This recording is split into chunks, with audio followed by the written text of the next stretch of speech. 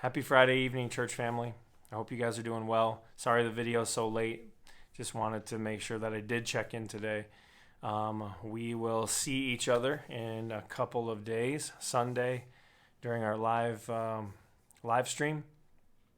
We're going to have our second message in this new series called the Psalm Total. This message on Sunday I'm calling Inside Out. It's been some cool study this week, studying Luke 6 verses 43, 44, and 45, and then relating those things back to the two verses that we're focusing on in Psalms 139, which is verse 23a, and Psalm 51, which is verse 10a. So the first part of both of those verses in Psalm 139 and Psalm 51. They all go together today. So throughout the next 7 weeks, we'll call it 8 weeks because Sunday's not here yet, we'll be doing the same thing. We'll be taking pieces of Psalm 139, pieces of Psalm 51, and then another scripture text and kind of forming a message based on that. So I want to hit on a lot of what Jesus said in terms of this prayer that we're gonna pray through, from these prayers that we're going to pray through from the Psalms that I've challenged you, encouraged you, invited you to come along and pray through with me during the week. We're gonna be praying through those, and but I want to see what maybe Jesus has said about some of the context, some of the parts of that psalm and what it means. This week we're going to be talking about the heart. It's really the foundational part of both of those prayers, Psalm 139 and Psalm 51. The first part of Psalm 139 starts, "Search me, O God, and know my heart." Psalm 51 starts, "Create in me a pure heart, O God." And so we're going to focus on those two beginning pieces in terms of what does inside out mean? What does it mean to be living inside out? What does it mean if someone were to see you from the inside out? All those kinds of questions. And then it relates back to what I believe it relates back to is specifically Luke 6 verses 43 and 44, but definitely 45. So if you want to read those before Sunday, that would be awesome. We'll probably jump into a little bit of the Beatitude in Matthew chapter 5, verse 8, where Jesus talks about the heart. But we're going to really focus on the heart. So I guess I encourage you between now and Sunday to prepare your heart. I know that the news that Governor Whitmer has brought tonight, my wife read me the report that she's extended the safe at home, I think they're calling it now, safe at home order until June 12th. I know that has disappointed a lot of you because it disappointed me.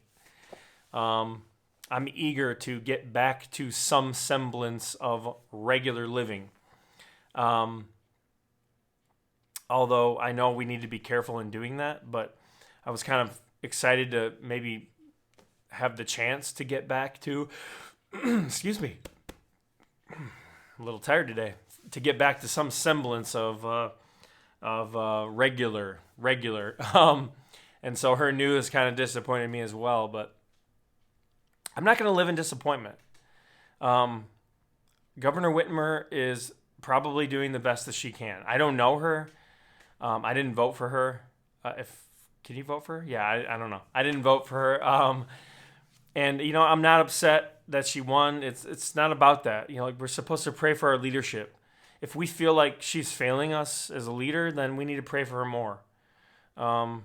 Yeah, we can exercise our rights and vote and do the things that we're allowed to do, but I don't think we should villainize or demonize her. I know it's frustrating. I get it. But just because we can doesn't mean we should. And so I just encourage you to look on the positives. Look at the positive outlook of what could be or what can be. Look at the positives of what you get to do or what you are able to do. And I'm going to focus on the positive that your church leadership, we're going to be planning. We're going to be planning our safety council, our church board. We're going to be planning. We're going to be planning on how to open again. We're going to be planning on what that looks like. We're gonna set a date in mind. My date is the Sunday after the safe at home order ends. I don't know what Sunday that would be. The Sunday after June 12th. I'm gonna aim for that date, and we're gonna plan as a church to figure out a way to supply the room and the separation and whatever's going to be needed leading up to that date. Have masks available, whatever the case may be. And so I'm going to focus on the positives. I'm going to focus on these messages. I'm going to focus on bringing these messages to you each week, like Tuesdays and Fridays, like today's. Focus on Sunday's messages. I'm going to focus on the positives. I'm going to focus on prayer. I'm going to pray for our leaders. I'm going to pray for our community. I'm going to focus on serving. I'm going to serve in some capacity. I'm going to try to help someone. Help some of you if you are in need. Help other people in need. I'm going to focus on those things, and I'm not going to focus on the negative. I'm not going to focus on what I can't do. And I'm definitely not going to focus on my negative attitude.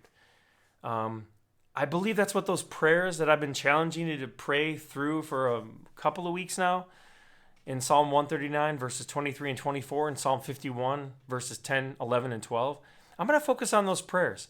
I'm going to focus on the Lord searching me, and the Lord knowing me, and the Lord creating new in me and renewing in me His Spirit. I'm going to focus on the content and the context of those prayers as these days go on. And I'm not going to focus on the negative.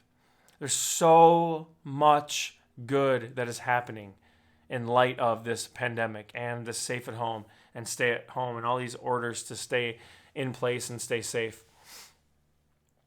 Those things are worth my time. And those things are worth your time. And so tonight, I'm just going to leave you with that. I'm going to leave you with encouragement to focus on the get-tos, focus on the can, focus on the able, focus on your family, focus on your health, grab hold of your health, the ability to create meals at home, maybe with your family in a new and exciting way. Focus on just being outside. And if you need help, by all means, please contact us. We want to come alongside and help as best we can. If it's just prayer, we'll pray. If it's some other financial or other need, we'll do whatever we can to help meet that need. But let's focus on the good of this. Focus on Christ and allow His love that's in us to flow out of us and to love on all others around us. Use your words carefully. Watch the way that you speak. Watch the way that you interact. Watch the way that you talk. We want to be seasoned. We want to be seasoning to the world. Salt. We want to be light. And we can't do that if we're focused on the dark. We can't do that if we're focused on the negative. And so,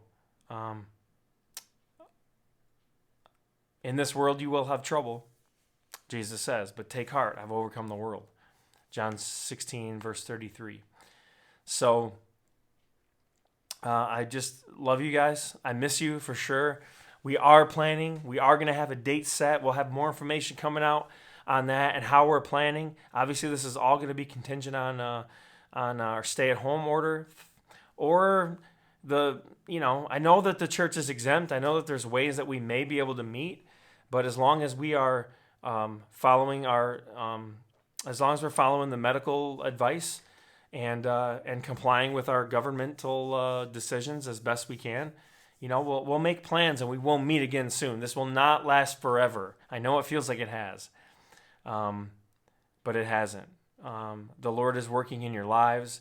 I'm seeing amazing things, hearing amazing things, and we just encourage you guys to focus on that. Focus on the Lord. Pray those prayers every day.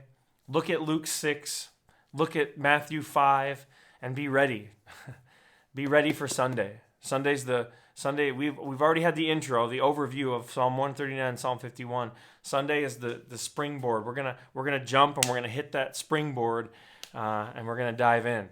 Okay, with the message on the heart, inside out. I love you guys. Have a great night, and we'll see you on Sunday.